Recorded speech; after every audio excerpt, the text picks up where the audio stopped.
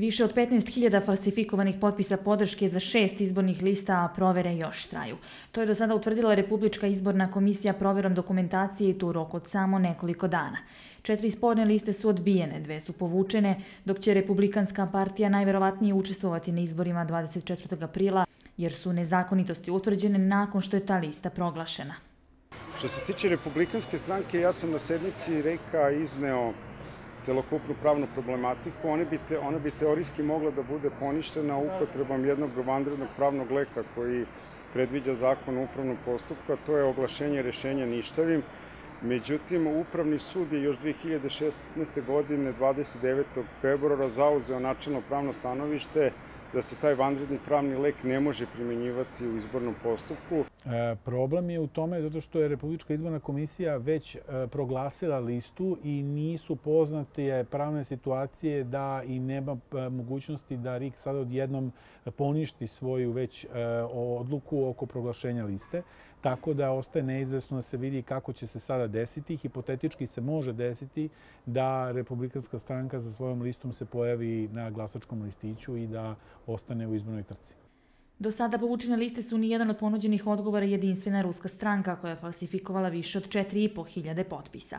Zbog istog krivičnog dela do sada su odbijene 4 liste, dokazano Vlaška stranka prof. dr. Danica Grujić, Mađarski pokret za promene, Narodni pokret Vladimira Zaharijeva i lista 6. oktobar za sve nas. Za poslednju listu RIK je utvrdio da ih je i podržalo oko 400 ljudi kojih nema u biračkom spisku, što znači da se najverovatnije radi o preminulima. Ovo je nastavak brojnih izbornih neregularnosti koje je Republička izborna komisija utvrdila ovih dana, pa se javnost sa pravom može pitati da li je reč o izolovanim slučajevima ili organizovanoj kriminalnoj grupi.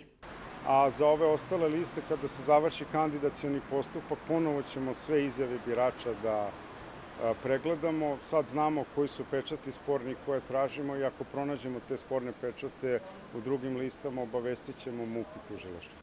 Ovakvi postupci, kažu posmatračkoj misiji Građani na straži, dovode u pitanje smisao i poverenje građana u izborni proces, pa se od nadležnih organa traži da preduzmu sve mere kako bi ovakve zloupotrebe bile sprečene.